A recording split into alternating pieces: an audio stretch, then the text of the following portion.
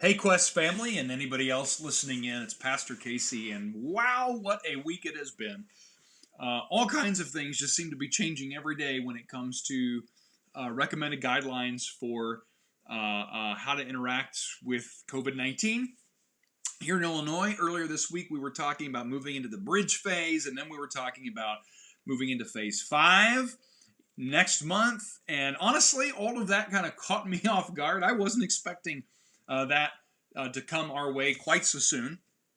But I've been having conversations with those of you in our church family. I've been talking to our staff and some of our other leaders. What would these changes mean for how we worship and do ministry and continue our mission together?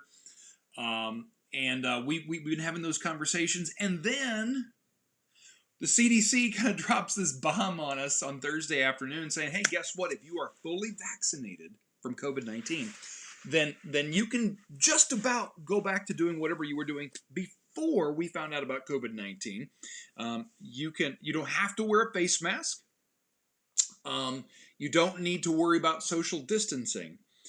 You do need to be mindful of people who have health conditions who might otherwise be susceptible to getting COVID or getting a serious case of it.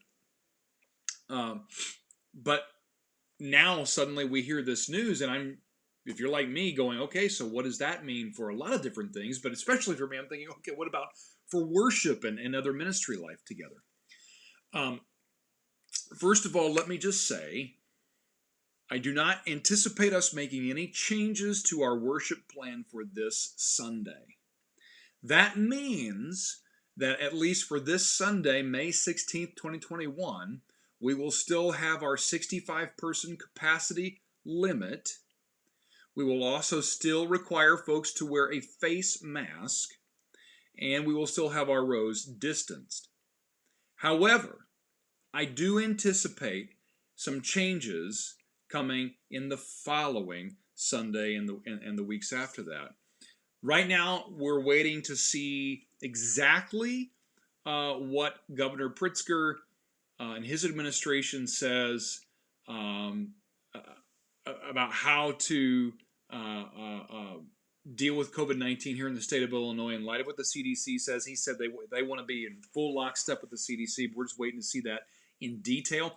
I'm also waiting to hear from the office of Bishop Frank Beard, my spiritual leader, our spiritual leader for our church here in this region of Illinois, because they have done a good job of giving us guidance and encouragement and sort of translating some of those guidelines into a church setting.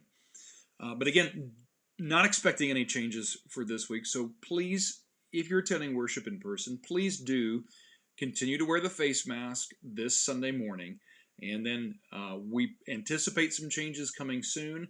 You will know about them. We'll tell you about it via email, social media, text message, you name it. Let me say two other things. First, I know that there's this debate in our country about vaccination, and I hate it. I hate the fact that we kind of find a way to politicize just about everything. I do understand that there are legitimate reasons why some people might have questions about a vaccine. Some communities who historically have not always had a great relationship with medical authorities. But I'll just say this. I think the vaccine is a great thing. I've been vaccinated for a while. My wife has been vaccinated for a while. Our oldest has been vaccinated. Our daughter got her shot today, and we're waiting for that day when our youngest qualifies to get his shot. But I'm not a doctor, and if you have medical questions about getting the vaccine, then you should go talk to your medical professional. Lastly, I know some of us are ready to just rip the mask off, kind of do away with all the stuff.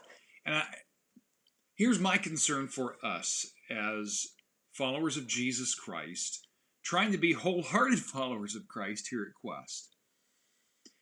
I really don't want us to be jerks to each other. Some of you jumped back into in-person worship as soon as you could. And it's been so great to see you and to worship with you. Some of you more recently have been kind of dipping your toe back in the water there of that public gathering. And it's been great to see you. And I understand some of your anxiety. Even fully vaxxed, there are still settings where I go, I've not been in this kind of setting since the pandemic started, and I feel a little bit of anxiety, but I've pushed myself a little bit. Others of you still are not quite there yet, and I totally understand that.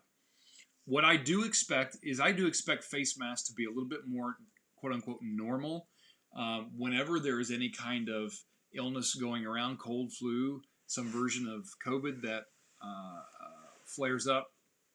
And it may be that when you come to worship, you choose not to wear one and somebody else is, or vice versa. And when I think about this, I've thought a lot about what the Apostle Paul says in 1 Corinthians 10, verse 24.